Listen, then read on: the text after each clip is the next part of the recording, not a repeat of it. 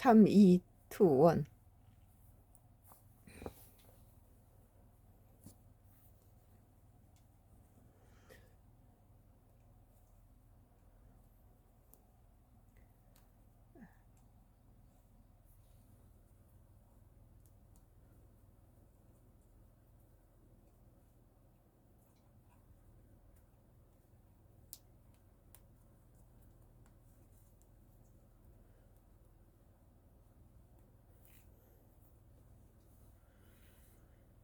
빨간불 들어왔네.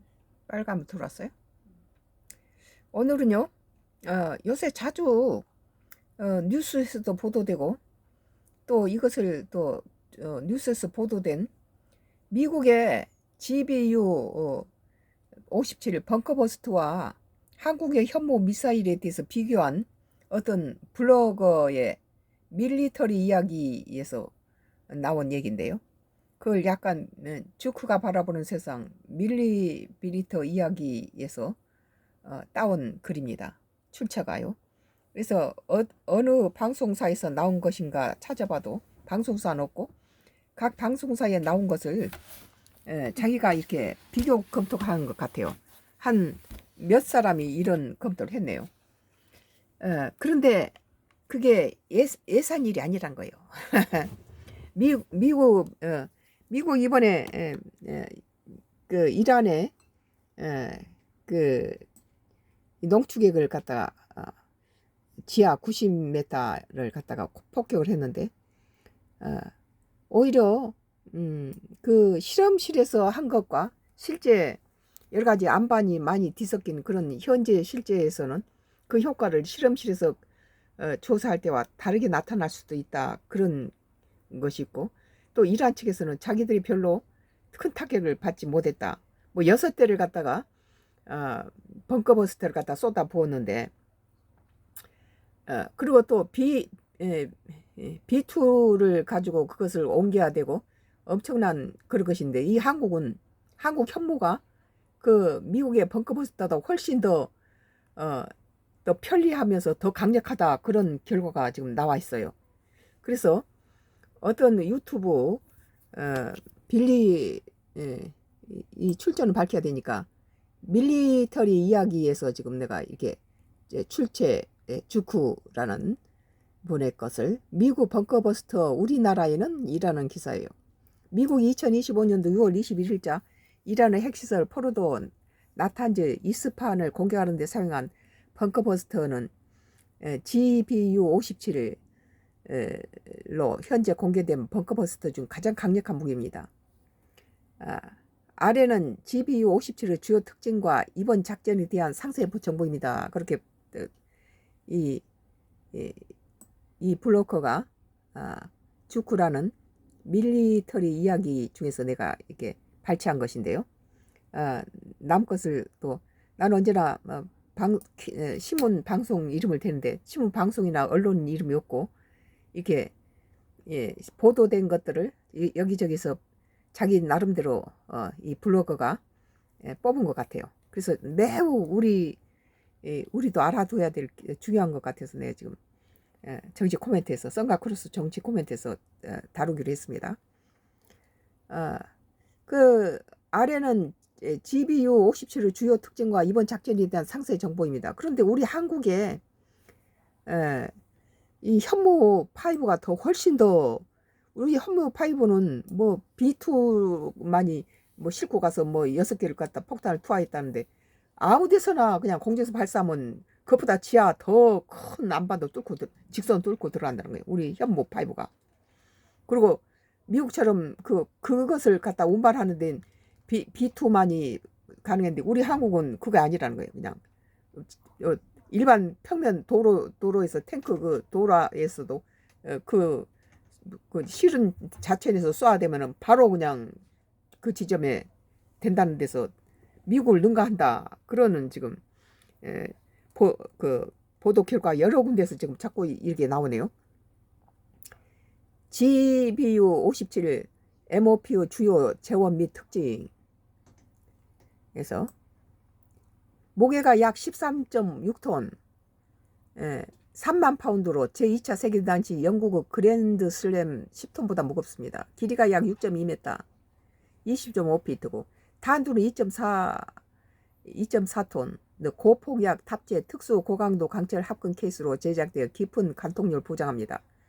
관통력은 일반 콘크리트 최대 60m, 미국 거란 말이에요. 미국. 이번에 그 이란에 투하했던 거. 일반 콘크리트 최대 60m, 강화 콘크리트는 약 8m, 안반 61m, 200피트. 연속 투하 시 더 깊은 관통 가능.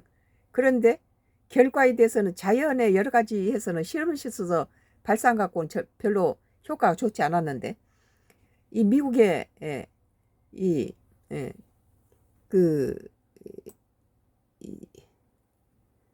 미국의 벙커버스트와 한국의 현모 미사일에 대해서 현모 미사일이 월등히 높다. 현모 미사일은 B2를 싣고 가서 하는 그런 것도 없이 아무 데서나 그냥 탑재해가지고 그냥 지상에서 쏴면은 바로 지하가 더 강력하게 지하 100m 이상 바로 꽂힌다는 거예요. 그래서 여러 가지 이런 것들이 지금 주목받고 있습니다. 유도 시스템은 GPS 기반 정밀 유도 시스템으로 악천 후에는 정확한 타격이 가능합니다. 발사 플랫폼은 B2 스텔스 폭격기에만 탑재 가능. 이 지금 미국에 이번에 이란을 폭격한 이 벙커버스터는 그것을 갖다가 쏘아대는 그것이 한정돼 있어요.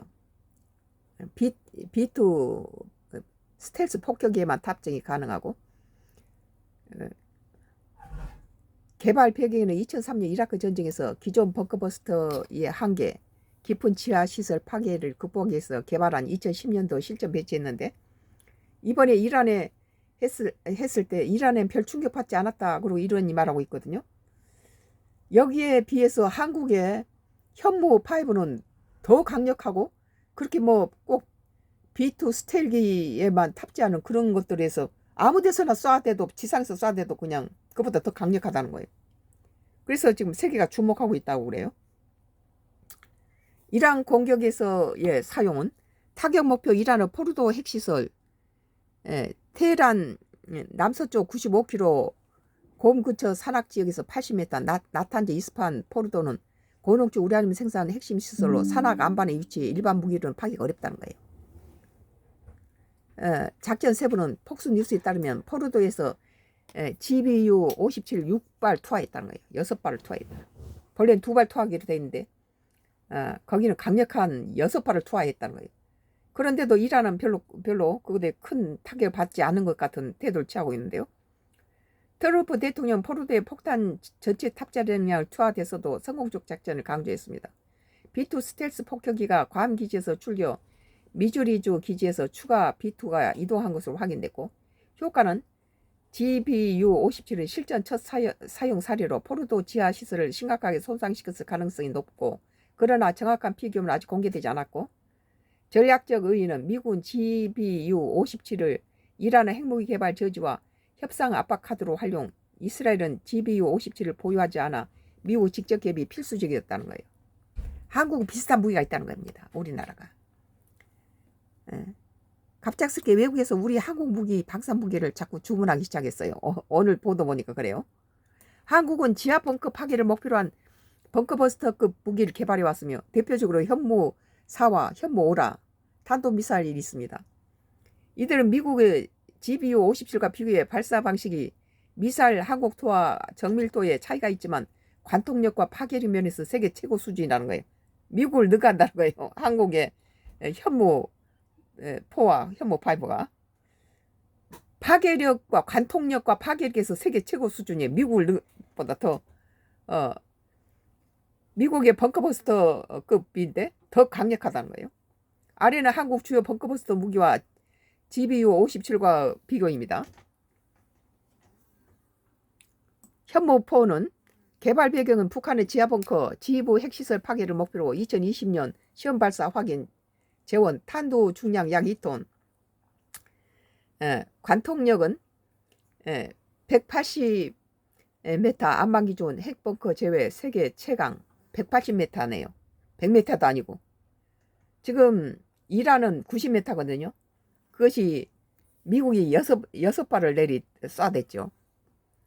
발사 방식은 그런데 우리 현무포가 180m라고 하는 거예요. 180. 대단한 거. 더 강하다는 거죠.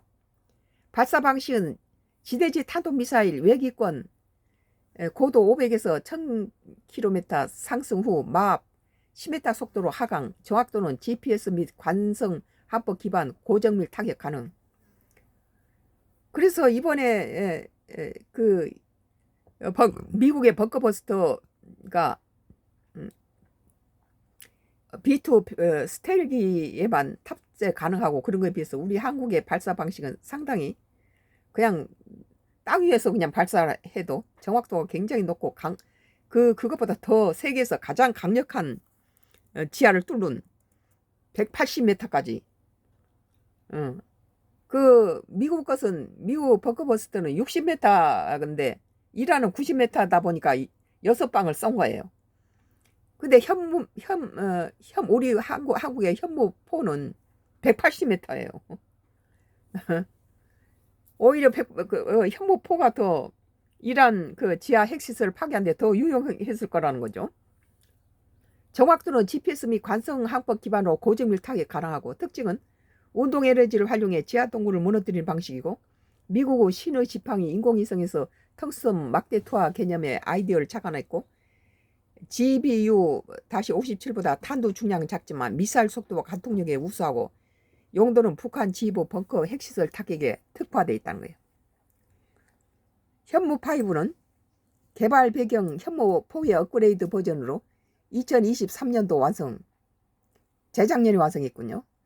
북한의 깊은 지하 시설 파괴를 목표 재원은 탄도 중량 최대 8에서 9톤, GBU-57의 2.4톤보다 3 내지 4배 더 무거움. 탄도 중량이 8에서 9톤이라면은 GBU-57보다 미국의 벙커 그것보다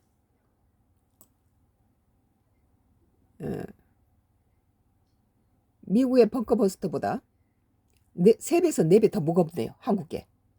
근데 파괴력은 180m까지 파괴가 가능하고 미국의 벙커버스터도 한국 것이 더 파괴력이 강하다. 180m까지 간다. 미국은 60m 정도. 뭐 2개를 연거푸했을 땐 더 치명적인 걸 들어갈 수 있다. 그러니까 벌써 180하고 60 차이죠. 근데 이란 것은 90m에 있다라잖아요. 그래서 이란 포르드 핵시설은 지하 80m 산악 안반 파괴를 위한 최적된 무기로 평가된 우리 한국 것이 이란 공격에서 사용한 타격 목표는 이란의 포르도 핵시설에서 지금 6발 투하했다는 거예요. 근데 한국의 비슷한 현무4와 현무5는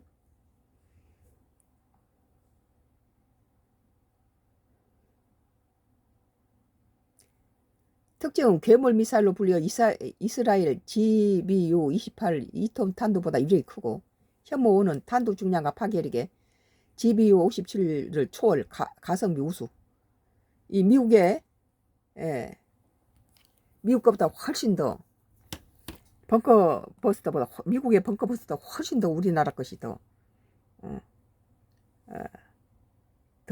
강하다는 거예요. 180m까지 지하 180m까지. 용도는 북한 지하 벙커 최대 300m 및 핵시설 초토화. 북한의 지하 벙커 최대 300m 및 핵시설을 초토화하는 데 사용한다는 거예요. GBU-28은 한국 공군 운용. 개발 배경은 1990년 걸프전에서 미국이 사용한 한국 공군이 도입해서 F-15 전투기에 탑재. 무게는 약 2.1톤, 탄두가 286kg, 고폭약. 관통력은 강화 콘크리트 약 6m, 유도 시스템 레이저 유도, 악천후에도 1개. 악천후에서 1개가 있네요.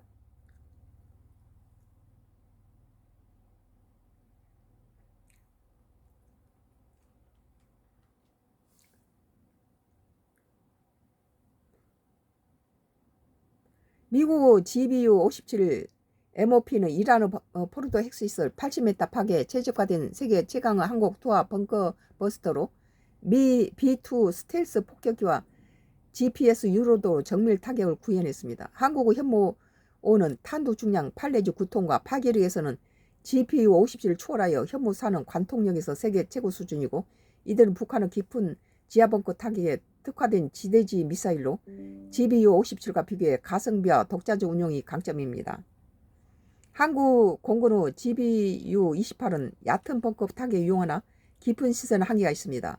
한국 현무 시리즈를 통해 북한의 전략적 이배에 효과적으로 대응할 수 있는 독보적지를 보유하고 있습니다. 그랬네요. 이것은요, 언론 기사가 아니고 밀리터리 이야기라는 개인 블로그예요. 밀리터리 얘기에서 주크라는 분 건데요. 이 기사에 대해서 몇 분이 이렇게 썼네요. 그 중에서 한 분을 이렇게 밀리터리 이야기에서 발췌한 것입니다. 우리 현무, 이 미국의 벙커버스터, 미국의 GBU-57의 벙커버스터와 한국의 현무 미사일 5가 더 강하다. 더 180m까지 지하 벙커를 직선주로 꽂힌다. 지하 300m까지 이렇게 파괴할 수 있다. 그런 걸 보고 너무 흥분했어요. 대단하네요. 이 방금 보니까요. 이 벙커버스터뿐만 아니라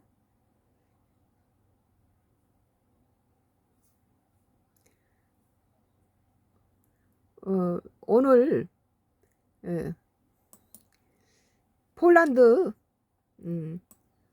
오늘 연합뉴스에서 폴란드 공군사령관 KF-21 탑승해 비행기 추가 방산 협의 논의. 우리나라 방산이 주목받고 있어요. 아주 기분 좋은 소식이죠.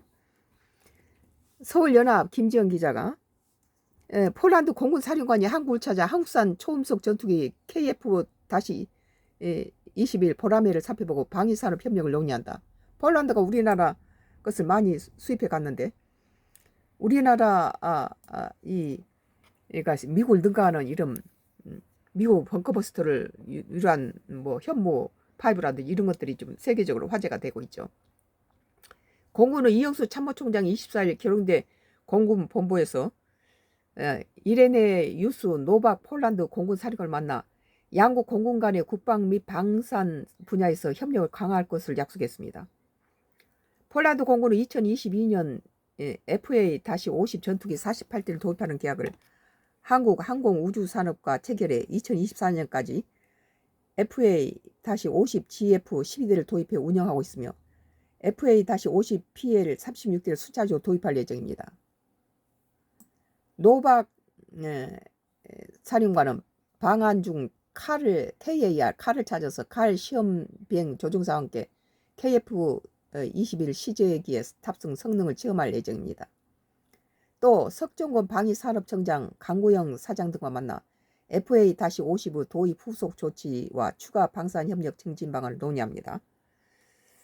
아울러 공군 제1 전투비행단을 방문해서 T-50 비행훈련 중인 폴란드 공군 조종사들 격려하고 공군교육사령부에서 한국 공군의 교육훈련 체계를 소개받습니다.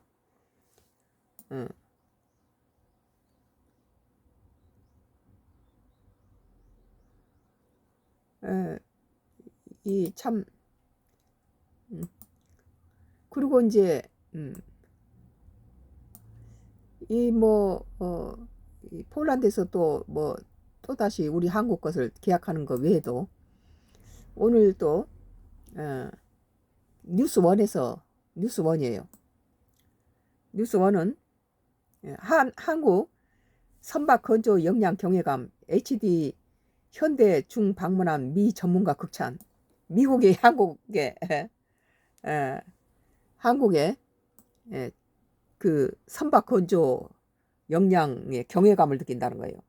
우리 한국의 미국의 세계제 하나인 벙커버스터를 능가하는 현무 5가 지금 세계적으로 주목받고 있고, 그것은 지하 180m까지 되는 건데 미국 60m라는 거예요.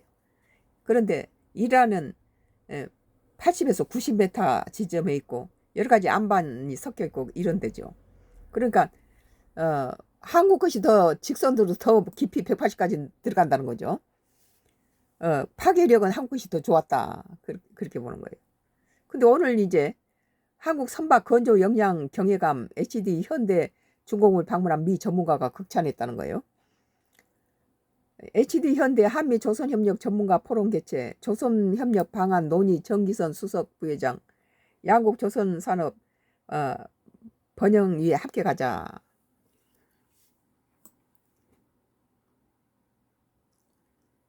한미 양국 조선업 전문가들이 지금 미국은 세계 1위다가 오바마 정부 때 이렇게 해군 증강을 갖다가 정지시켜 버렸어요. 모든 걸 취소시키고 축소시키고 그러면서 세계 1위의 해군력을 자랑하던 미국이 오바마 이후에 뭐 선박이 노후되고 또 새로운 선박을 갖다가 새로 건조하지 않아 가지고 그와 반대로 중국은 엄청난 선박을 건조하고 늘림으로써 해양 세계 제1위가 됐죠. 중국은 제2위가 한국이에요. 제3위가 일본이고 그런데 미국은 세계 14위로 떨어져 있어 가지고 미국은 굉장히 이 여러 가지 면에서 지금 해군력에 그 중국으로부터 추월당한 상태죠. 그래서 트럼프는 그걸 못 견디하고 또 미국의 해군 그 선박들은 전부 40%가 다 그 수리 중에 있고 또 이렇게 새로 건조할 수 있는 능력이 없어요. 그러다 보니까 그 동맹국군에서 뭐 나토라든지 유럽연합이나 이런 동맹국이나 또는 인도태평양 국가에서 동맹국한테서만 미국의 정보기밀이나 해군 이런 기밀을 퍼지면 안 되니까 그런 동맹국에 의해서 건조돼야 되는데 그 동맹국이라는 것이 인도태평양에 한국과 일본밖에 없다는 거예요. 그래서 주한미군 사단장을 지냈던 사령관을 지냈던 세 사람이 일본과 한국을 이렇게 오며 가며 조사를 했는데 한국이 더 대단하다. 그렇게 해가지고 한국 쪽으로 지금 기울어지고 있는 상태예요. 한미 양국 조선업 전문가들이 새 정부 출범 이후에 처음으로 협력 방안을 논의하기 위해서 한국에 모였다. 지금 뭐 미국의 벙커버스트가 세계적으로 그렇게 하나밖에 없다고 그러는데 실은 한국에서는 그걸 능가한 지하 180m까지 갈 수 있는 현모 5가 있었다는 것은 세계를 놀라게 하고 있죠.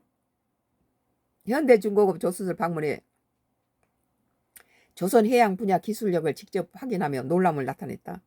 미국은 한국이 자기 나라라든지 다른 나라에 비해서 굉장히 빠르고 정교하고 또 수준 높은 또 그리고 동맹이고 뭐 중국이라든지 이런데 무슨 기술 자기 비밀 이런 정보가 노출될 필요도 없고 그러니까 이제 이렇게 한국 쪽으로 지금 기울어져서 현대중공업 조선소를 방문해서 조선 해양 분야 기술력을 직접 확인하며 놀람을 나타냈다. HD 현대는 24일 글로벌 센터에서 한미 조선협력 전문가 포럼을 진행한다고 밝혔다. 뭐 한화라든지 현대가 최고의 우리나라에서는. 이번 포럼은 지난해 7월 한국에서 HD 현대 서울대 미시간대가 3자 간 체결한 한미 조선산업 인재 육성을 위한 교육협력 업무 협약의 후속 조치로 마련됐다. 특히 새 정부 출범 후 처음으로 한미 양국 전문가들이 모여 실질적인 협력 방안을 논의하기에 마련된 자리다. 정기선 수석 부회장을 비롯해 앤드루 게이틀리 주한미국 대사, 상무공사와 이승열 산업통상부 자원부, 산업정책실장, 국내외 전문가 등 40여 명이 참석했다. 이 정 수석 부회장은 개회사에서 이번 협력은 단순한 인적 교류를 넘어 한미 양국이 조선 해양 분야 기술과 비전을 공유하는 진정한 해양 동맹을 위한 출발점이라며 양국 조선 산업의 발전과 번영을 위해 함께 가자고 말했습니다. 미국 측 기조 연설장인 데이비드 싱어 미시간대 교수는 이처럼 거대하고 복잡한 선박들을 놀라울 속도로 건조내는 역량에 경외감을 느낀다며 조선 산업 재건을 위해 인재 확보가 필수인 만큼 HD 현대와 협력 확대는 미국 조선에 큰 기회가 될 것이라고 화답했습니다. 오후 세션은 서울대를 자리로 옮겨 진행될 예정이고 대학 및 기관별로 조선해양공학 교육 커리큘럼 소개하고 운영 사례에 대한 상호 의견 교류가 이루어진다. 인재 양성을 위한 한미 간 공동 교육의 필요성과 육성 전략도 함께 논의한다. 오늘 25일 스마트 야드 등 양국 간 공동 연구 주제를 다룰 계획이다. 지난 24일 미국 측 참가자들은 HD 현대중공업 울산 본사를 방문해서 상선 및 특수 선야들을 둘러보고 스마트 조선소 구축 및 자율운항 선박 기술 현황에 대한 설명을 들었다. 한편 한미 조선협력 전문가 포럼 2회차 행사는 올해 10월 미국에서 개최된다 그랬네요. 우리나라에서는 하나하고 현대가 방산 이런 또 조선에 대해서는 최고죠.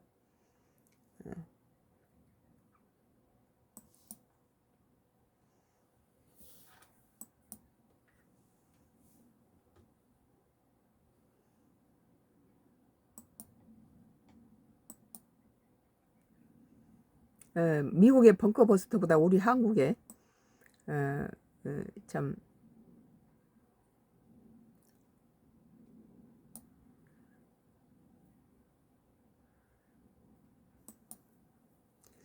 머니투데이가 트럼프 이스라엘이 이란 완전 휴전 합의 12일 전제 끝났다 그렇게 트럼프가 섣부른 이렇게 주장을 했는데요. 글쎄요. 방금 뭐 들어온 소식을 보면 또 뭐 무슨 일이 좀 있는 것 같기도 하고요. 아무튼 이스라엘과 이란이 휴전에 합의했다고 도널드 트럼프가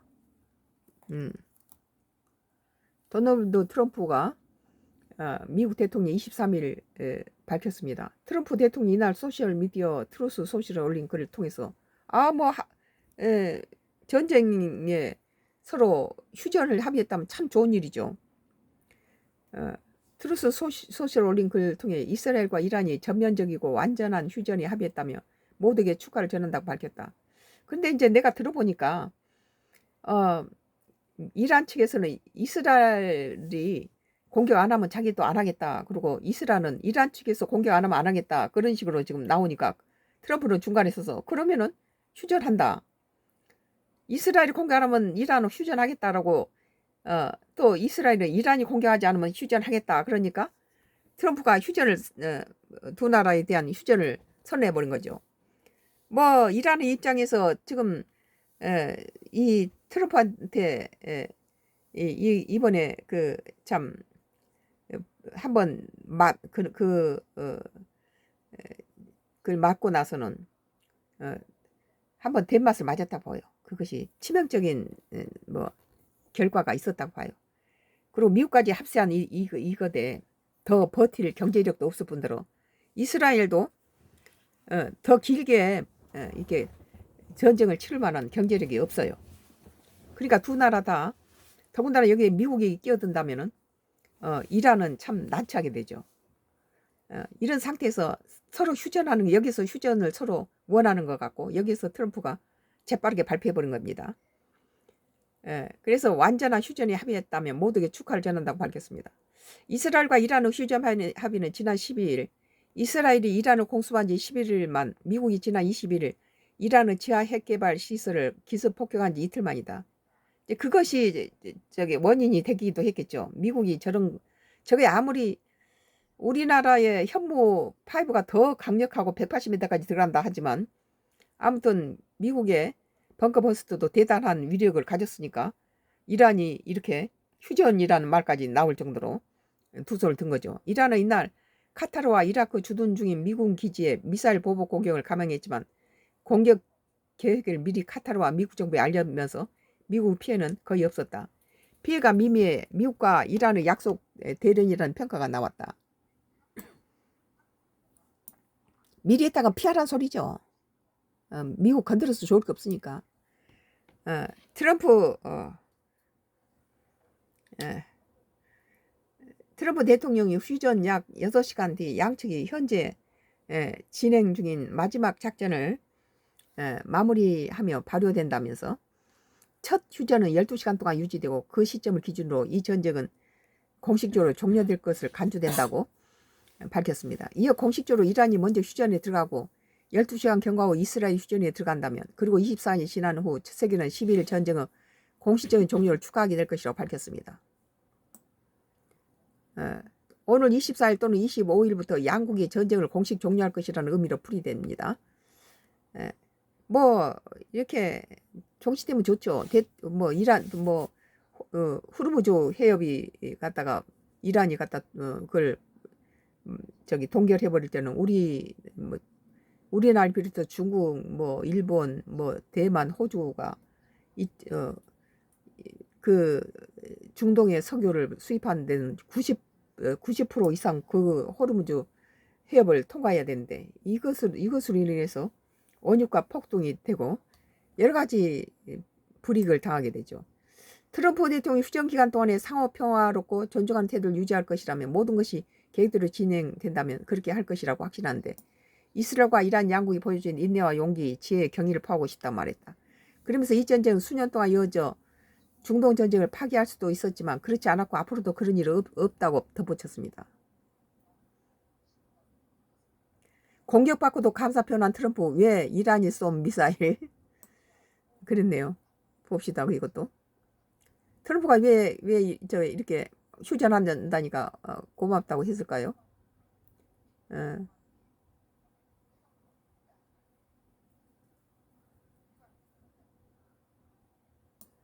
예. 머니투데이가 공격받고도 2025년도 6월 24일자 기사니까 오늘 거예요. 예. 공격받고도 감사한 트럼프 왜 이란이 쏜 미사일 휴전 신호였다.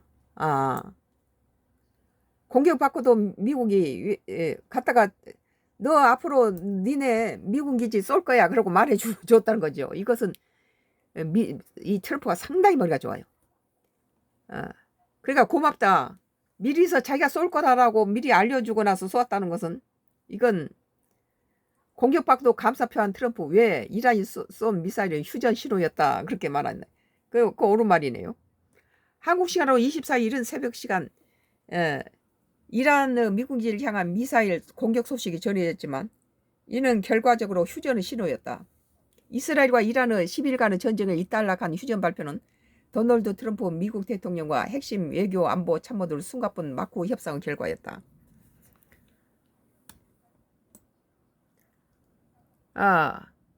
이 트럼프가 꾀쟁이에요. 술수가 아주 엄청 많아죠. 뉴욕타임스와 로이터 등 주요 외신이 23일 복수 외교 소식 등을 인용해 보도한 내용을 종합하면 트럼프 대통령이 이스라엘, 이란 양측을 상대로 거의 동시에 협상을 진행한 끝에 휴전을 성사시켰다. CNN은 트럼프 행정부가 마쿠에 전력으로 휴전 중재에 나섰다고 전했습니다. 한 방 때려주고 나서 그랬네요. 트럼프 대통령이 이날 우리가 트럼프를 참 여러 가지 욕을 했는데 결과적으로는 여러 가지 술수가 세계 평화에 그런데 이제 뭐 몇 시간 뭐 3시간 전에 뭐 또 어떤 삐걱한 뭘 또 던졌다고 그런 뉴스가 방금 보도됐는데 그건 또 어떤 일인지 모르겠어요. 트럼프 대통령 이날 베냐민 네타냐후 이스라엘 총리와 직접 통화했고 JD 벤스 부통령과 마코 루비오 국무장관 스티브 위트코프 백악관 중동 특사는 이란과 직간접인 채널을 통해 접촉했다. 이스라엘은 이란의 추가 공격이 없는 한 휴전할 의향이 있음을 표했고 이란은 추가 공격에 나서지 않을 뜻을 시사했다. 그러면 휴전을 하겠다는 거죠. 카타르도 힘을 보탰다. 이스라엘로부터 휴전 의사를 확인한 트럼프 대통령은 셰이크 타민 빈 하마드 알사니 카타르 국왕에게 전화를 해서 이란의 휴전을 수용하도록 설득해달라고 요청했다. 그러니까 카타르 국왕이 여러 가지 노력했네요. 이후 셰이크 모하마드 압둘라만 알사니 카타르 총리가 이란 주도부와 통화하고 휴전 동의를 얻어냈다. 그래 주변국을 이렇게 해서 얻어냈다는 거죠. 이후 트럼프 대통령 휴전 중재의 공을 빼앗기세라 전격적으로 트루스 소시를 통해 휴전 합의 사실을 공개했다. NYT는 미국 고위 당국자들조차 예상하지 못한 발표였다고 전했습니다. 세계가 평화가 돼야지 기름 뭐 오일값 출렁거리고 참 못할 짓이죠. 호르무즈 해협이 또 그것이 막히면 어떻게 되겠어요. 이 아시아권 중국이 제일 그쪽에서 피해가 크죠. 중동 중국의 수입원은 전부 중동 국가 이란산 원유를 수입하는데 호르무즈 해협을 통과할 수밖에 없잖아요. 오늘 빈 미군 기지 타격 사전 통보까지.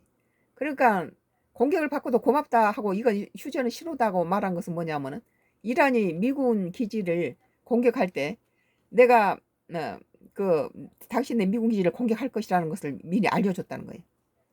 그것은 일단 미국한테 맞았으니까 뭐 여러 가지 자기 위신도 있겠죠. 미군 빈 공격기지 피하라게 하고 때렸다는 거죠. 빈 미군 기지를 타격하고 무엇보다 이란이 이날 앞서 카타르 내 알우테이드 미 공군기지를 겨냥해 미사일 공습을 단행하면서도 확전을 원치 않는다 메시지를 담은 체면치레식 공격에 그치면서 휴전을 발판이 마련된 것으로 분석된다. 그러니까 이번에 트럼프의 벙커버스터 공격이 약발이 들었다는 거죠. 상당히 많은 타격을 받았다. 시설이 파괴됐다. 그러나 우리 현무는 180m까지 간다. 그런 것들이 좀 돌아다니고 있는데요. 이날 이란의 미사일 발사 소식이 전해진 뒤 곧이어 미국 언론은 이란이 카타르에 미리 공격 계획을 통지했다고 보도했다. 이는 미국에도 전달됐다. 곧바로 미 국무부는 이란의 공격으로 인한 미국 피해가 없다고 밝혔다. 트럼프 대통령은 SNS를 통해 이란의 사전 통보에 감사를 표했다. 공격받고도 감사했다는 거죠. 그 속에는 그 평화 휴전하겠다는 그런 메시지가 들어있었다. 이란 정부 고위 통신 소식통은 NYT를 통해 이란 지도부가 미국의 추가 대응을 막으려고 했다고 전했다. 미국이 또다시 제대로 잘 안 쏴줬으면 더 큰 걸 쏘겠다 그렇게 나왔죠. 한 번 한 것도 아픈데 또 한 번 더 맞을 필요 없잖아요. 특히 보복 시 미국인 사망자가 나올 경우 보복 악순환에 갇힐 가능성을 고려해 공격 계획을 신중하게 고안했다고 한다. 그래서 미국이 모든 빈 미군 기지를 갖다가 공격하게끔 자기가 사전에 미군 기지 공격할 거니까 다 비우라는 것을 알려주니까 트럼프가 공격당하면서도 고맙다는 소리를 한 거죠. 이란은 이날 공격 후 미국의 추가 공격 계획이 없다고 밝혔고 미국도 보복 공격하지 않겠다고 약속했습니다. 이것이 바로 평화 휴전을 의미하는 거죠. 이란이 보복 공격 대상으로 선택한 알우데이드 기지는 미국이 일찌감치 비워둔 곳이다. AFP 통신에 따르면 민간 위성업체 플래닛랩스가 지난 19일 공개한 이곳 기지의 위성 사진에선 군용기가 거의 보이지 않는다. 이날 5일만 해도 40대 가는 군용기가 보였다. 그러니까 다 철수해버리고 빈 기지를 갖다가 쳤다는 거죠. 그것은 이란이 미군을 죽여가지고 여러 가지 또 보복이 오는 것을 두려워서 미리 알려주고 휴전으로 들어가기 전에 자기도 면을 세워야 될 게 아니에요. 벙커버스트를 그렇게 여섯 개가 그냥 내리 꽂혔는데 아무리 피해가 없다 해도 어떻게 피해가 없을 수 있겠어요. 한 미국 관리는 트럼프 대통령이 이란 핵시설 벙커버스트로 폭격한 직후 이스라엘과 이란의 휴전을 구상했고 기뜸했다. 그는 로이터의 트럼프 대통령 20일 밤 보좌관들에게 이란 측과 통화해보자고 지시하면서 비비 네타냐후 총리 부르는 말로 연결해줘 평화를 만들어낼 거야 라고 했다고 전했습니다. 당시 미국 CBS는 소식통을 인용해 미국 정부가 이란 측에 이번 공습은 모두 미국 계획으로 정권교체 시도를 계획한 것은 아니다라는 의사를 전달했다고 합니다. 이제 이란이 미국과의 핵협상 테이블에 복귀할지 주목됩니다. 이란은 이스라엘이 공격을 중단할 경우 대화에 응할 수 있다는 메시지를 발신한 터라 앞서 핵협상에 미국은 이란의 우라늄 농축 중단을 조건으로 합의를 요구했으나 이란이 거부한다면 대화는 더 진전이 되지 못했다.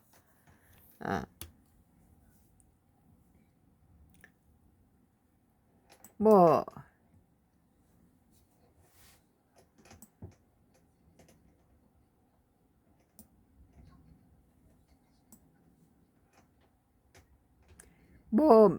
매일 오보 미국 증시입니다. 그런데 트럼프 2주 내 이란 공격 여부 결정 중국은 개입 안 해. 근데 러시아가 개입 좀 하겠다 그랬었잖아요. 이런 것들이 평화를 끌어낸 것이 아닌가 그런 생각이 드네요.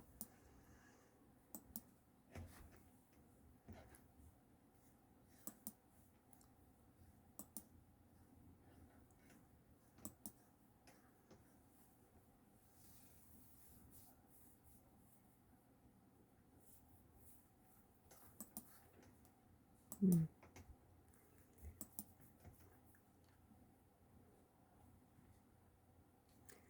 뭐 오늘 한국경제TV는 신도시 뺀 이재명표 공급 재건축 재개발 해법 찾나 그랬네요.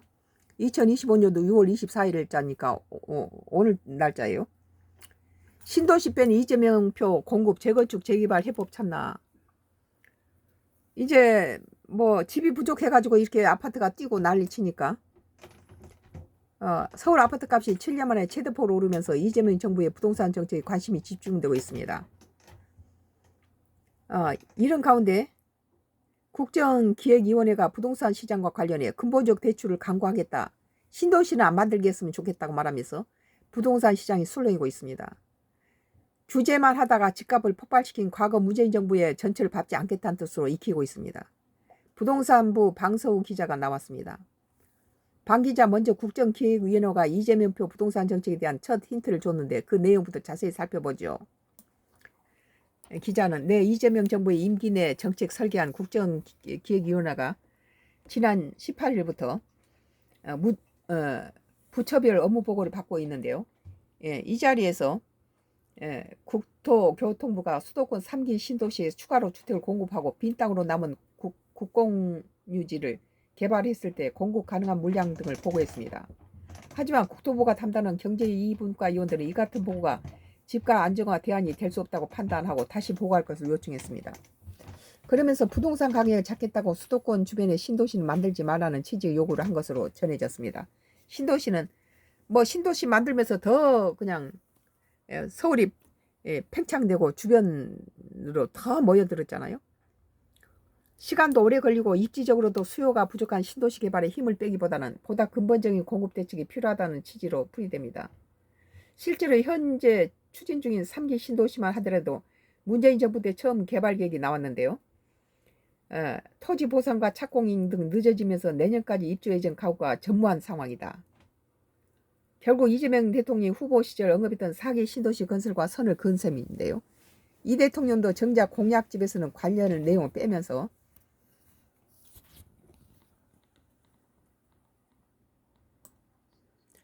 앞으로 나올 공급대책은 재건축이나 재개발 등 서울 도심 내 재정비 사업의 활성화에 초점이 맞춰질 가능성이 커졌습니다. 앵커는 결국 집값을 잡으려면 필요한 곳에 주택을 공급해야 하는데 그 해법은 신도시가 아니라 도심 재건축 재개발이라는 얘기죠. 우선 전문가의 설명을 듣겠습니다. 이창모 한양대 도시공학과 교수는 지금은 사람이 원하는 곳에 주택을 신속하게 공급해야 한다는 것을 인정합니다. 그 방법이 재건축이 재개발이고 그것을 통해 나온 물량이 우리가 가장 빠른 시일 내에 경험할 수 있는 입주 물량인 것이고요. 전문가의 말처럼 수요자들이 원하는 입지는 서울 그중에서도 도심 역세권 같은 입지가 우수한 곳인데 이런 곳들이 아직까지 빈 땅으로 남아있기는 쉽지 않죠. 그래서 서울처럼 신규 택지 확보가 어려운 지역의 경우 정비사업 말고도 실질적인 공급 확대 수단이 없는 겁니다. 실제로 서울 신규 분양은 80% 이상의 정비사업이 차지하는 실정입니다. 그런 맥락에서 이재명 대통령도 후보 시절 재건축 용적률과 건폐율을 높이고 주택 공급 신속 인허가제를 도입하겠다고 공약했습니다. 이 대통령의 대표 공약은 공공임대주택 확대도 결국 재건축 사업장의 공공기업 물량에 의존할 수밖에 없기 때문에 정비사업 수익성을 좌우하는 용적률만큼은 규제를 최대한 풀어줄 것이라는 전망이 나옵니다. 용적률 최대한 그래야 사업자들이 6층까지 지을 것을 7, 8층 10층까지 짓겠다거나 그러면 수입이 좀 나오면은 여러 가지 짓겠죠. 일단 용적률 높여주면서 사업성이 상당히 좋아지는 만큼 재건축 재개발 사업에도 속도가 붙을 것으로 보입니다. 그런데 중요한 걸림돌은 재건축 출소 초과 이익 환수제가 남아 있습니다. 그 수입을 전부 국가가 뺏어가겠다는 건데 재건축하는 놈들도 좀 먹을 게 있어야지 그거 덤비지 않겠어요? 문재인 정부 때처럼 전부 한 거 다 뺏어가 버리면 안 하죠. 이 여당인 민주당은 대선 국면에 일단 시행하겠다는 뜻을 밝혔는데 공급 확대와 전면 배치되는 정책입니다. 분위기가 바뀔 수는 있는 건지요. 기자는 우선 제초하는 재건축을 통해 조합원 1인당 평균 8천만 원 이상 개발 이익을 얻으면 정부가 초과 금액의 최대 50% 분담을 환수하는 제도입니다. 전부 돈 벌도록 재개발 통해서 돈 벌도록 하지 않겠다는 거죠. 재초안 부담금이 본격적으로 부과될 경우 조합원 1인당 평균 1억 4,700만 원, 일부 강남 단지는 3억 9천만 원에 달하는 부담이 예상됩니다.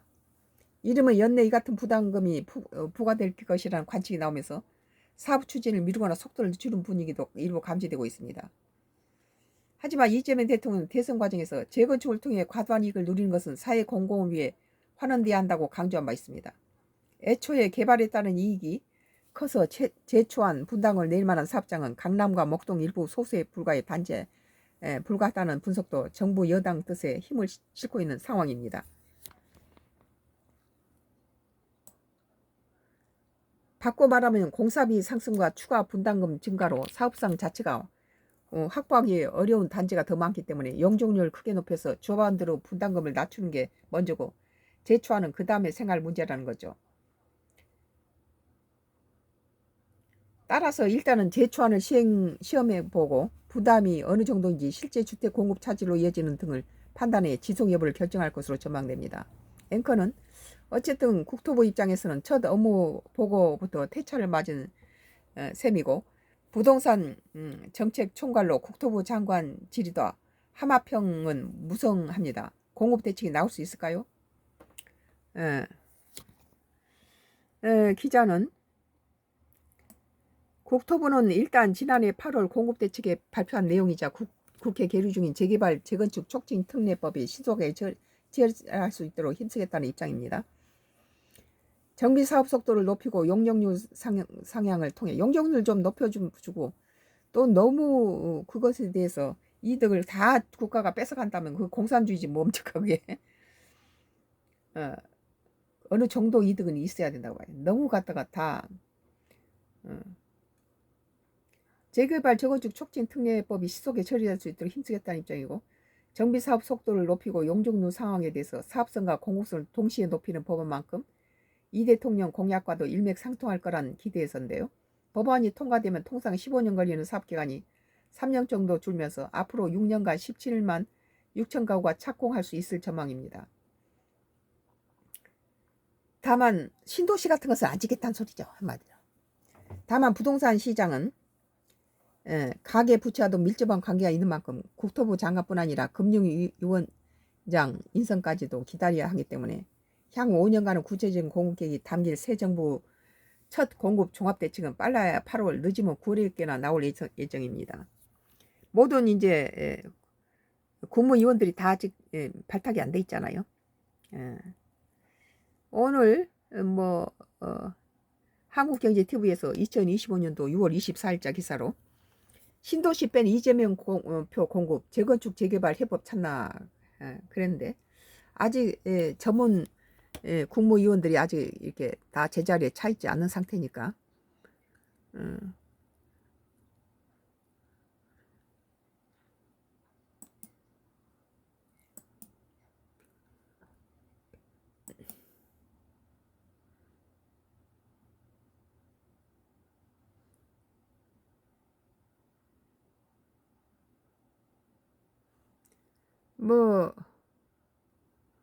트럼프 군사 개입 도박 통했다 그런 기사 있고 힘으로 이란을 제압한 트럼프 네타냐후 몰락 위기 몰린 하메네이 그리고 휴전 합의에 트럼프 네타냐후는 웃고 하메네이는 최대 정치 위기라는 기사입니다. 연합뉴스예요.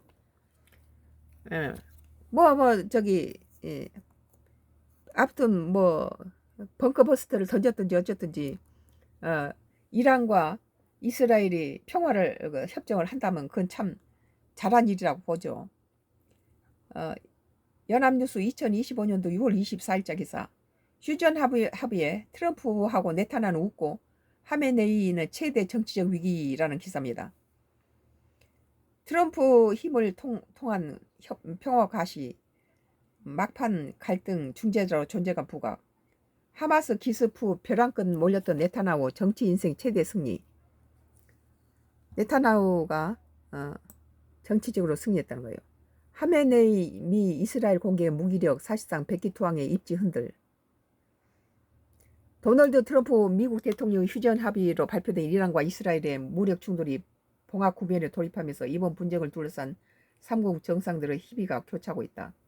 이러한 핵시설을 직접 타격하고 휴전까지 끌어낸 도널드 트럼프 미국 대통령은 힘을 통한 평화를 과시하는 한편 막판 갈등의 조정자로서도 존재감을 부각했다는 평가다.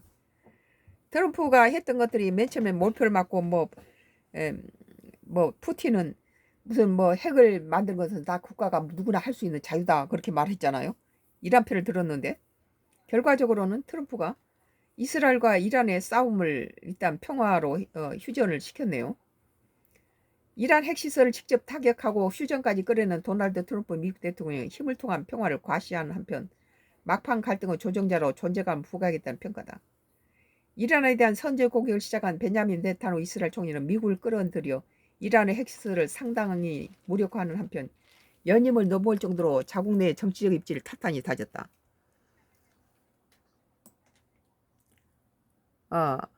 한편 40년 가까이 이란의 절대 권력자로 군림하던 야톨리 알리 하메네이 최고 지도자는 질이 멸렬한 대응 끝에 사실상 백기투항의 모습을 보임으로써 최대 정치적 위기에 몰리게 됐다. 벙커버스트에 그 파괴 당하고 또 이렇게 백기투항을 해서 휴전하게 된 그런 상황에서 이란 측이 먼저 미국에다가 자기가 미국 기지를 공격할 것이다 그렇게 말해놓고 미국 기지에 사람을 다 뺀 다음에 공격한 것은 자기 면을 세우기 위한 것이죠. 그것이 일종의 휴전하겠다는 개수처이기도 하고. 트럼프 미국 대통령이 23일 소셜미디어 트루스 소셜에서 이스라엘과 이란이 완전하고 전면적인 휴전에 전적으로 합의했다고 발표했고 미 공군이 이란 핵시설을 공격한 지 단 이틀 뒤에 이루어진 전격적 발표였다. 그러니까는 이 트럼프의 이란 공격은 휴전을 끌어냈다. 그렇게 볼 수 있겠네요. 이스라엘과 이란이 공식 휴전을 발표하지는 않았지만 트럼프 대통령은 이후 휴전이 발효됐다고 밝혔고 이란 국영방송도 이스라엘 향한 막판 공습 이후에 휴전이 시작됐다고 보도했습니다. 휴전 합의를 끌어내는 데는 트럼프 대통령 공이 상당히 큰 것으로 해석됩니다. 트럼프 대통령은 전쟁 확산과 자국민에 대한 보복 우려를 하는 국내 비판을 무릅쓰고 B2 전력 폭격기와 GBU-57 벙커버스터 폭탄을 대거 동원하는 대규모 직접 군사개입을 결단했다. 이거 참 위험하고 참 신중한 거였죠. 이 군사작전을 두고 한때는 핵심 지지 기반인 마가 세력 사이에 트럼프 대통령의 중동 문제 개입을 비판하는 목소리가 분출했다. 그러나 이번 작전으로 상당한 피해를 본 이란이 미군을 상대로 반격 수위를 억제한 데 이어 휴전까지 합의하고 나서면서 트럼프 대통령의 결단이 중동의 전쟁 확산을 막는 결과를 만들어냈다는 해석이 가능해졌다. 이란이 휴전을 최종 수용하고 이행한다면 미군의 직접적인 군사적 타격이 결정적 배경이 된 것으로 볼 수 있다. 상당한 타격을 입은 이란으로서는 별다른 효과적 대응 수단을 찾기 어려웠기 때문이다. 피스메이커를 자처하는 트럼프 대통령은 이기 행정부를 들어 처음으로 분쟁을 멈추게 하는 성과를 얻게 된다. 우크라이나하고 푸틴 러시아 전쟁은 지금 더 커지고 있잖아요.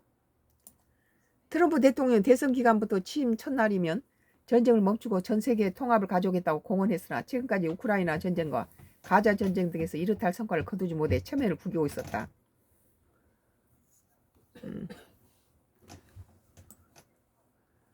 네타냐후 이스라엘 총리는 이란과 대결 국면에서 정치 인생의 최대 승리를 거두고 있다는 평가가 나온다. 뉴욕 타임스에 따르면 네타냐후 총리가 이란에 대한 공격을 결단하고 이란 핵 개발을 저지하면서 국내에서 영웅 대접을 받고 있다. 네타냐후도 그렇다네요. 이스라엘이 2023년도 10월 팔레스타인 무장정파 하마스 기습 공격에 속수무책으로 당했을 때만 해도 네타냐후 총리 입지는 불투명했다. 그러나 이란 핵 저지라는 이스라엘 국민의 수건이 다가가면서 정치적 희생을 노릴 수 있게 됐다고 NYT는 분석했다. 심지어 네타냐후 총리를 선봉해 비판이 오던 이스라엘 제1야당 에시아티스 야르 라피드 대표도 최근 미국을 끌어들여 이란을 공격한 데 대한 네타냐후가 이 순간을 즐기는 데는 아무런 문제가 없다며 이것은 네타냐후에게도 성공이고 트럼프에게도 성공이며 자유세계도 성공이라고 찬사를 보냈다. 네타냐후 총리는 이란 전쟁에 거둔 성공을 계기로 추후 가자지구 전쟁의 휴전 협상에도 유연성을 발휘할 가능성이 거론된다.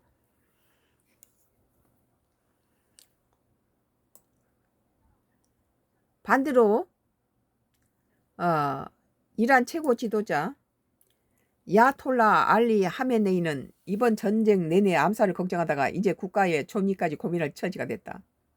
1989년 집권 이후 신정체제의 이란의 최고 지도자로 군림하던 하메네이가 가장 큰 정치적 위기에 몰렸다는 평가가 많다. 실제로 NYT 보도에 따르면 하메네이는 자신이 암살당할 경우에 대비해 후계자 후보 3명을 지명동으로 파악됐다. 다만 그가 암살되는 급변 사태가 없다면 최고 지도자를 정점으로 한 현재의 신정일체 체제는 유지될 것이라는 게 대체적인 전망이다. 미국으로서는 이란의 권력 공백 또는 군부 집권, 전면전을 통한 정권 교체보다 현 체제 유지가 중동 안보 비용 측면에 유리한 것으로 분석된다. 그러나 이스라엘과 미국 공격에 속수무책으로 당하며 허점을 노렸다는 점에서 하메네이 입지가 크게 약화될 것이라는 분석이 나온다. 아무튼 이 이스라엘과 이란의 평화는 우리 지구촌에 뭐 오일가 파동이라든지 호르무즈 뭐 이런 봉쇄라든지 이런 것들로부터 좀 경제적으로인 면에서나 여러 가지 좋은 결과가 가져왔다고 생각합니다.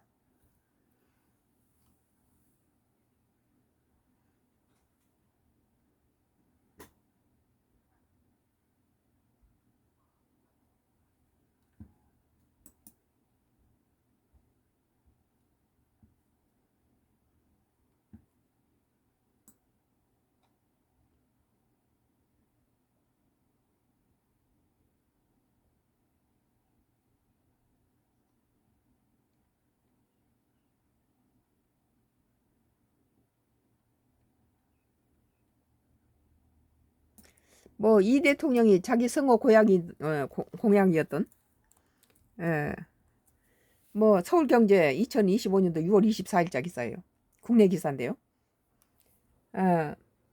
이 대통령이 해수부 연내 부산 이전 검토하라. 부지 없으면 임대라도 뭐 선거철이 전국민 25만 원 주겠다는 거 관철시켜서 이거 정말 하는 거 선거 공약 그대로 이행하네요. 그리고 또 뭐 저쪽에 있는 무슨 인천에 있는 뭐 해수부를 부산으로 이전한다 그래서 부산표를 많이 얻은 것 같은데 국무회의 지시는 위기는 가난한 사람의 큰 고통, 물가 안정 대책 마련 재차 강조. 유류세 인하 8월까지 2달 연장, 서유기 인용 정책 책임감 언급. 이재명 서울경제신문인데요. 이재명 대통령이 국무회의에서 서민과 취약계층에 대한 정책적 배려의 필요성을 재차 강조했고 특히 중동 사태로 인한 물가 불안 우려를 언급하면서 민생 안정대책 마련을 당부했고 대통령실과 여당은 긴급회의를 개최해 당정 차원으로 대응 방안을 논의했다. 이와 더불어 이 대통령의 대선 공약이던 해양수산부의 부산 이전 연내에 이행할 수 있도록 계획을 검토할 것을 지시했다. 선거 때 했던 것들을 전부 지금 실행하는 것 같죠. 이 대통령이 24일 서울 용산 대통령실에서 주재한 국무회의에서 대한민국을 포함한 전 세계가 매우 상황이 어렵다며 경제 안정 대책을 강조했다. 그 위기는 언제나 있기는 하지만 위기라는 것은 가난하고 힘없는 사람에게 큰 고통을 가져다 준다며 물가 민생 안정 대책을 논의한 과정에서 취약계층에 대해서 피해가 가중되지 않게 세심한 배려를 해주는 계기가 되기를 바란다고 말했습니다.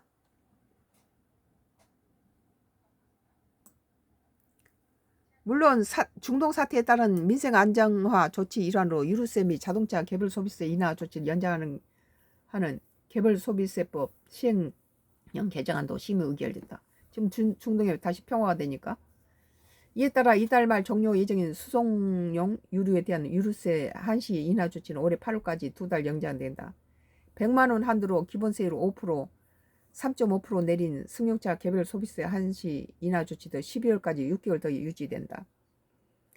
이 대통령이 국민의원에게 책임감 있는 국정 수행을 거듭 당부했다. 특히 서유기를 인용하며 파조선이라는 부채를 든 마녀가 부채를 한번 붙이면 천둥번개가 치고 두 번 붙이면 태풍이 불며 엄청난 비가 내리는 폭풍우가 친다. 세상이 뒤집어진데 본인은 잘 모른다고 말했다.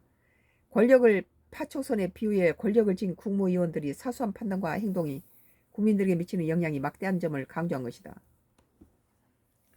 연말까지 해수부 부산 이전을 직접 지시하게 됐다. 부산은 좋겠네요. 근데 그 해수부가 인천에 있지 않았나요?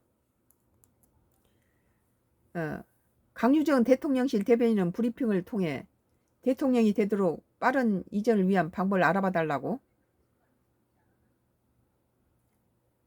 되도록 빠른 이전을 위한 방법을 알아봐 달라고 말했다고 설명했다. 이에 국정기획위원회는 이날 해수의 청사 부산 이전과 관련해 임대를 통한 조속, 건물이 없으면 임대료도 받아라 이렇게 말한 거예요. 조속 이전 방안을 검토해 볼 걸 줄곧 요구했다. 이 대통령이 전날 새 정부 초대 해수부 장관의 전재수 더불어민주당 의원을 내정하면서 전 내정자가 최종 임명될 경우 해수부 부산 이전의 작업에 속도를 낼 것으로 보이고, 이날 국회에서는 임응숙 국가안보 2지 차장과 진성준 민주당 정치위원장 등이 참석한 가운데 당정 긴급 안보 점검회의가 열렸다. 또 민주당 물가대책 태스크포스를 가동해 국민이 체감할 수 있는 대책 마련을 약속했고, 원내대책회의는 진 정책위의장이 최근 십상치 않은 서울 집값을 거론하며 정부와 협의해 신속하게 맞춤형 집값 대책을 내놓겠다고 밝혔다.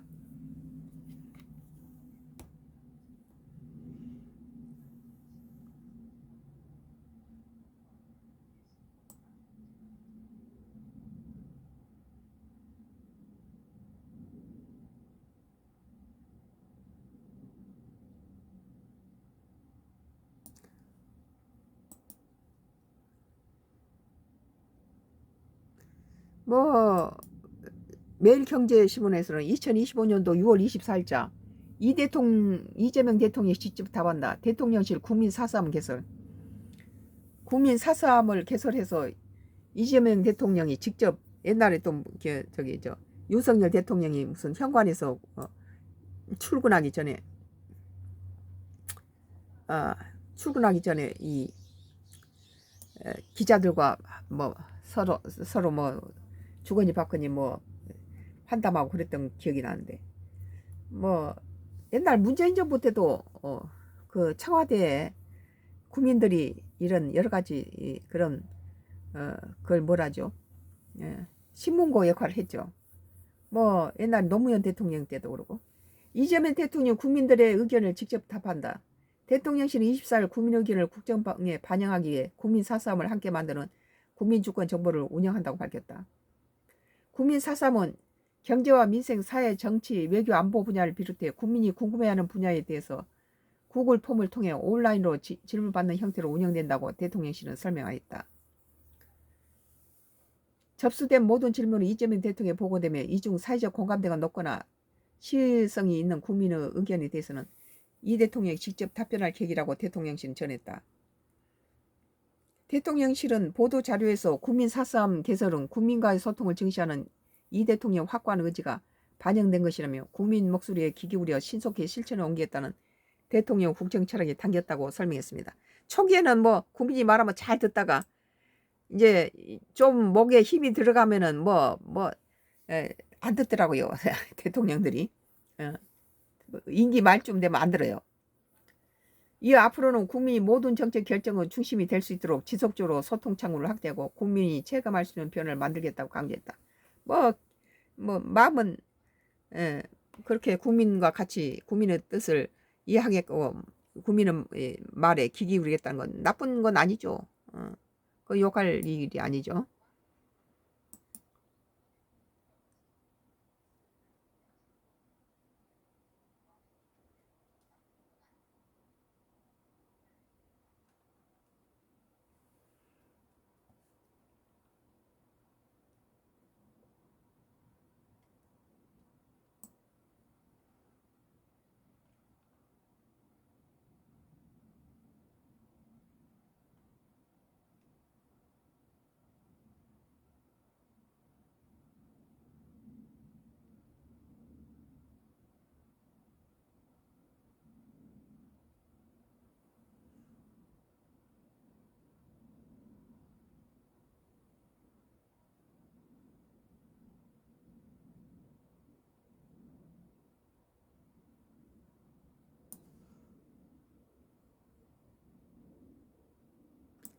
에, 어,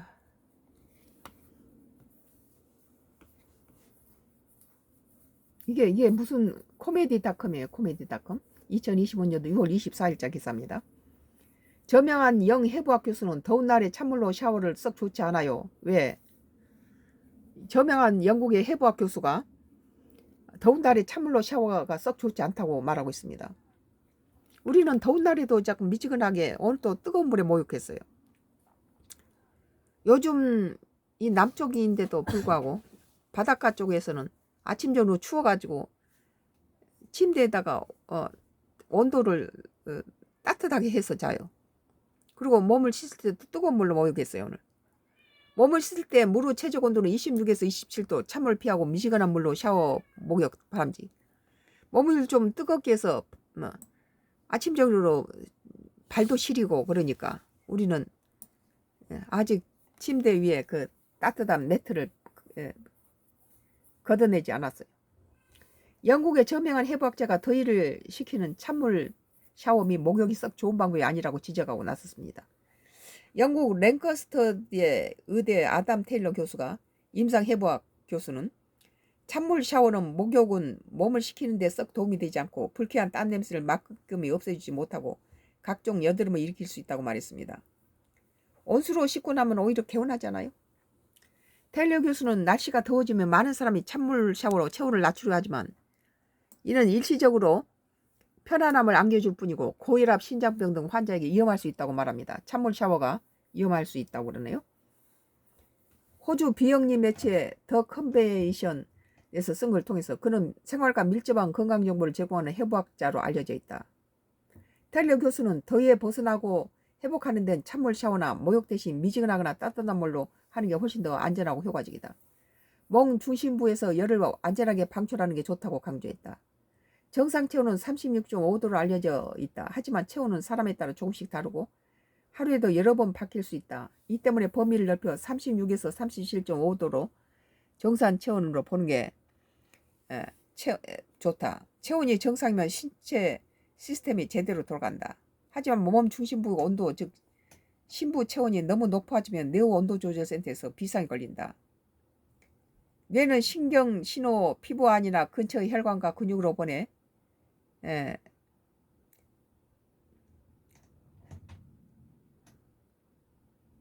메커니즘 활성화를 지시한다. 몸 깊은 곳 체온은 심부 체온은 39도에서 40도 되면 장기가 손상되기 시작한다는 거예요. 그리고 체온이 너무 올라가 버리면 장기가 손상된다는 거예요. 몸 중심부 온도가 약 39에서 40까지 높아져 지속되면 각종 장기가 손상될 위험에 처한다. 신체는 이를 막기 위해 전자기파의 일종의 열 적외선 방출, 열 복사가 땀 흘림 등 다양한 방법으로 동원한다. 몸에서 막 열을 식히기 위해서 땀을 흘리는 거죠. 평소에 체열의 약 60%는 열 복사를 통해 약 22%는 땀을 통해 손실된다. 그러나 주변의 공기 온도가 체온을 넘는 비상 상황이 되면 땀 흘림이 체열을 잃어 체온을 낮추는 주요 메커니즘을 작용한다. 체열의 대부분이 땀으로 손실되면 나머지 체열은 대류, 신체가 액체 물질에 접촉해 열을 잃음과 전도, 신체가 고체 물질에 접촉해 열을 잃음 등으로 손실된다. 이를 위해 피부 근처 혈관의 직경이 넓어진다. 혈관이 확장되면 혈액이 더 많이 받아들인다. 신체는 혈액순환으로 열을 안쪽에서 바깥으로 이동시킨다. 피부 표면의 털은 열의 방출을 돕는다. 더운 날씨에 찬물로 샤워 목욕해도 몸 중심부 체온은 낮춘 데 별로 도움이 되지 않을 수 있다. 테일러 교수는 갑자기 찬물로 노출되면 피부 근처에 혈관이 수축돼 혈류가 감싸고 찬물 샤워를 하면 피부에 피가 덜 흐르게 돼 원치 않는 결과를 빚으며 열은 몸 안과 장기 주변에 머무른다고 말했다. 그는 기본적으로 이는 체온을 낮출 필요가 없다고 신체를 속이는 것이며 열을 보존해야 한다는 신호로 보낸 것이라고 설명했다. 찬물로 씻으면 피부 수축, 피지 먼지가 털꿈에 갇혀 여드름을 일으킬 수 있다. 또한 일부 사람은 15도씨 안팎의 찬물에 노출되면 냉각 충격을 반응을 일으킬 수 있으며 찬물과 접촉한 피부의 혈관은 급격히 수축하고 심장은 저항이 높아진 상태 혈액을 펌핑해 혈압이 높아진다. 이는 관상동맥 질환 등 심장병 환자에게 특히 위험하다. 냉각 충격의 반응은 불규칙한 심장박동을 일으켜 심하면 환자를 죽음으로 내몰 수 있다는 거예요. 찬물로 샤워하는 거 여름철에 좋지 않군요. 또한 찬물은 피부를 수축시키기 때문에 피지와 먼지가 모공에 갇힐 수 있고 이는 블랙헤드, 화이트헤드 등 각종 여드름을 일으키고 밤에 미지근하거나 따뜻한 물로 씻으면 모공 속에 물질이 잘 녹고 풀린다. 깨끗한 피부를 위해서라도 찬물로 샤워나 목욕을 피하는 게 좋다 그랬네요. 우리는 여름 내내 따뜻한 물로 이렇게 목욕해요.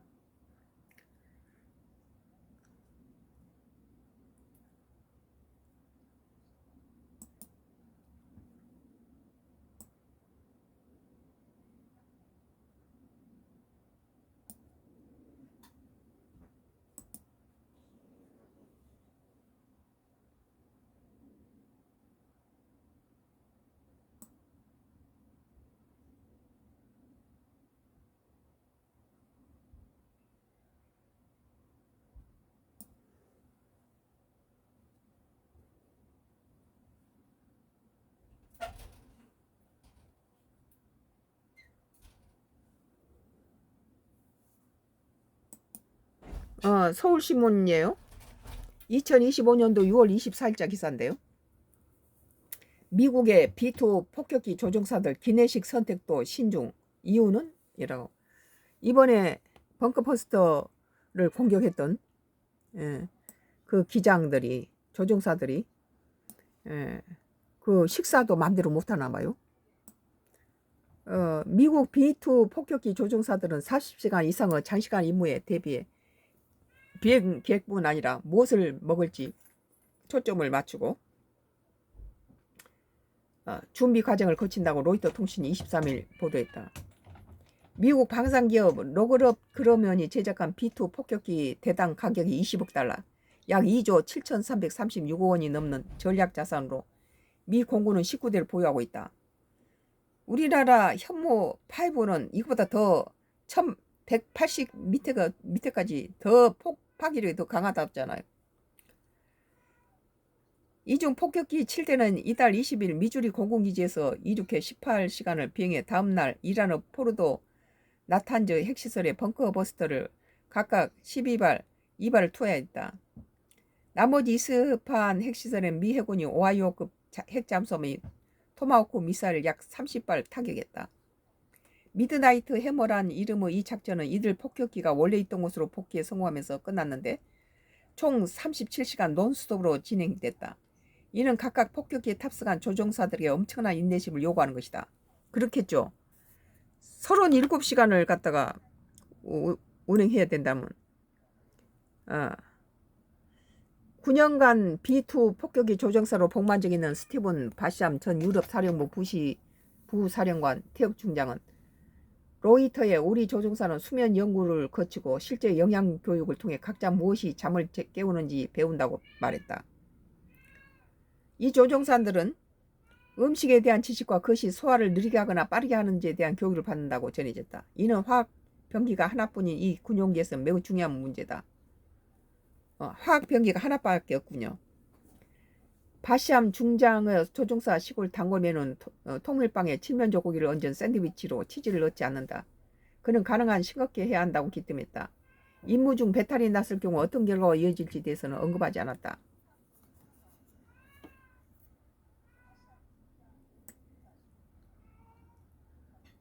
날개 길이가 52.4km인 B2 폭격기는 급이 없이 일반 1000km 이상을 비행할 수 있으나 대부분 임무에서는 비행거리가 그보다 길어 여러 차례 공중 급유를 해야 한다. 특히 조종사들의 피로가 누적될수록 재급유가 점점 더 어려워지는데 이는 공중 급유기에서 뻗어나오는 관을 눈으로 볼 수 없기 때문이다. 더 피곤해지면. 바삼 중장은 공중 급유가 불빛과 미리 에워둔 기준점에 의존해야 한다면서 특히 달이 뜨지 않는 야간 비행 중에 급유 작업이 더 위험해진다고 설명했다. 그는 몸에서 아드레날린이 뿜어져 나와 목표로 한 곳에 도달하기 전까지는 계속 버틸 수 있다면 아드레날린은 사라진다. 물론 조금 쉬면서 마지막 급유 작업을 할 수 있다고 말했다. 이어 간식으로 해바라기 씨를 먹으며 주력을 유지하는 데 도움이 된다고 말했다. 해바라기 씨가 좋군요. B2 조종석에는 뒤쪽에 한 명이 누워 쪽잠을 잘 수 있는 공간이 있다. 전날 미국 매체 뉴욕 포스트 이 폭격기 안에 조종사가 더 편하게 임무를 수행하도록 휴식 공간과 화장실이 있고 미니 냉장고와 전자레인지도 갖춰져 있다고 보도했다. 이 밖에 B2 폭격기는 적외선과 레이더 음향 신호, 은폐 기능 등 첨단 기능을 갖추고 있으나 작전의 성공 여부는 여전히 인간 조종사들 능력에 전적으로 달려있다고 로이터는 짚었다.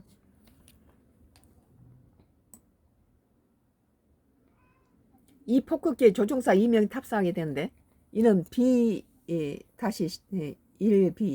B-50와 같은 구형 폭격기의 조종사들보다 많은 일을 수행한다는 점을 시사한다. 각 기체는 4명, 5명이 탑승한다.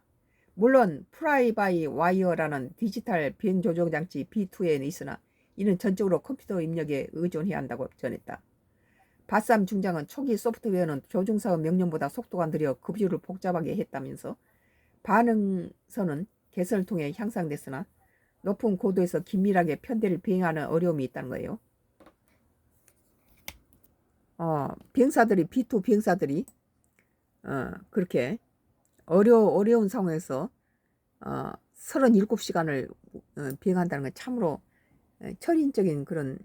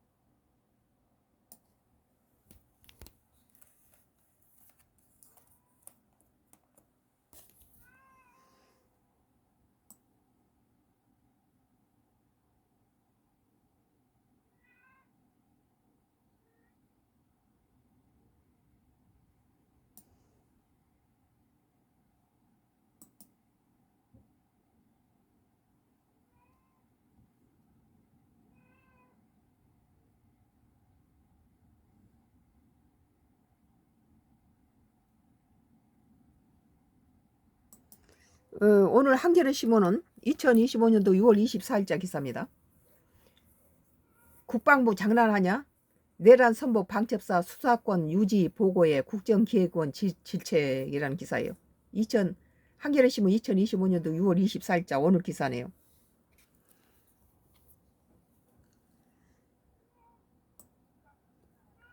국방부가 12.3 내란 사태에 앞장선 국군 방첩사령부 방첩사의 핵심 업무인 방첩 정보 수사를 그대로 두겠다고 국정기획원에 보고한 것으로 24일 확인됐다.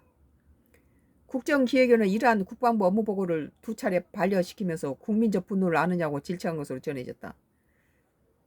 이날 국방부 관계자들은 설명을 종합하면 국방부는 이날 지난 18일과 23일 각각 2차례 방첩사 개편 방안에 대한 업무 보고를 했다.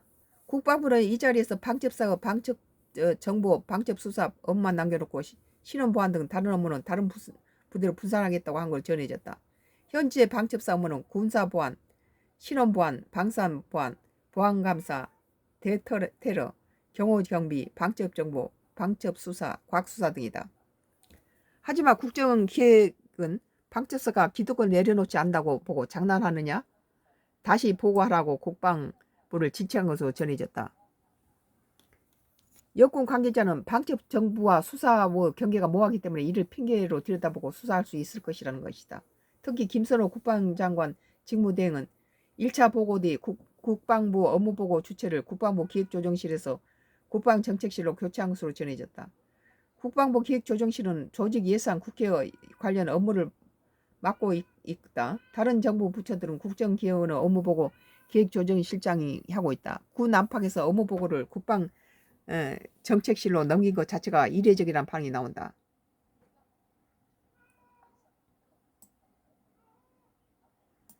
특히 조창래 국방부 국방정책실장은 내란 중요 임무 종사 혐의 등으로 구속된 김용현 전 국방부 장관의 측근이 이른바 김용원 사단으로 분류되는 인물이란 논란이 커지고 있다.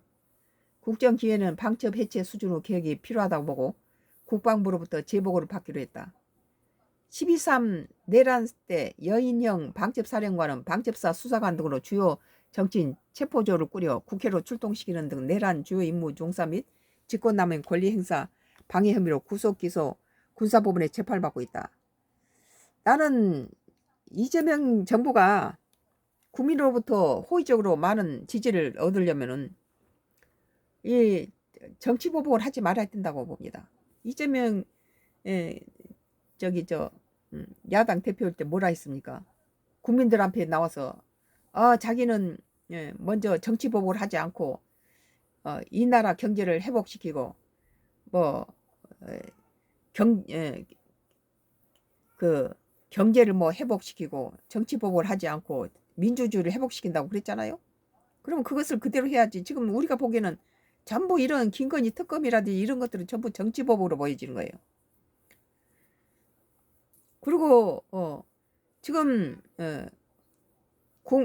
민주당이 거대 야당 170석을 갖고 있는 데다가 또 대통령직을 갖고 있고 그런 상태에서 지금 정청래가 이번에 법사위원장을 그만두고 뭐 당대표로 나오는 그런 상황에서 2년에 한 번씩 바꾸는 법사위원장은 국민의힘에게 줘야 된다. 그러고 나는 생각해요. 아니 뭐 창과 방패와 검을 다 칼을 다 자기가 갖고 지팡이까지 뺐으면 되겠습니까? 이 법사위원장만은 국민의힘당 107개 석을 갖고 힘이 없는 110석을 어떻게 갖다가 이겨낼 수 있겠습니까? 더군다나 대통령 거부권도 행사할 수 없는 대통령직까지 지금 민주당이 다 갖고 왔는데 여기에서 우리 국민들은 그걸 지켜보고 있어요. 국민의힘당이 민주당이 어느 만큼 민주주의적으로 또 상대방 거대 여당이 그 아주 107석을 가진 야당한테다가 어떤 식으로 대접하는가, 정치 보복을 하는가, 무슨 윤석열 대통령 무슨 비상계엄으로 그 개인이 그걸로 끝났으면 됐지. 무슨 국민의힘 41% 지지율을 받았던 국민이 지지를 받았던 야당을 가지고 해체시키니 무슨 뭐 내란 무슨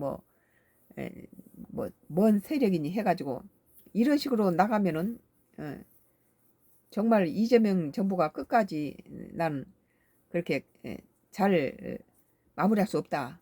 그러나 여러 가지 측면에서 이재명 정부가 국민들 보수층으로부터 많은 지지를 받는 이유는 뭐 사법부에서 무슨 뭐 법을 막 마음대로 막 바꾸고 이런 것들 빼면은 나머지 부분에서는 그렇게 나쁘지 않다. 나는 이렇게 보는 거예요. 국가적인 측면에서나 또는 대북 관계 뭐 바로 취임하면서 이틀 만에 대북 전단지를 갖다가 저 대북 방송을 갖다 끊으니까 북한에서 바로 반응하잖아요. 이렇게 평화롭게 지낼 수 있는 것을 왜 그것을 가지고 6년 동안 안 했던 것을 왜 윤석열 정부에서는 그걸 그렇게 방송을 해가지고 무슨 여기서 풍선 보내고 전단지 갖다 뿌리니까 북한에서는 오물풍선 보냈잖아요. 주거니 받거니 그 지역에 사는 경계선에 살고 있는 주민들은 그 얼마나 고통스러운 일이었겠어요. 그런 부분에서 많은 보수층 그 국민들이 이재명 쪽으로 지지하는데 단지 정치 보복이라든지 사법부에 대한 그런 독립성을 훼손시키는 일은 그만해야 된다고 나는 봅니다. 오늘 정치 코멘트는 여기서 끝내겠습니다.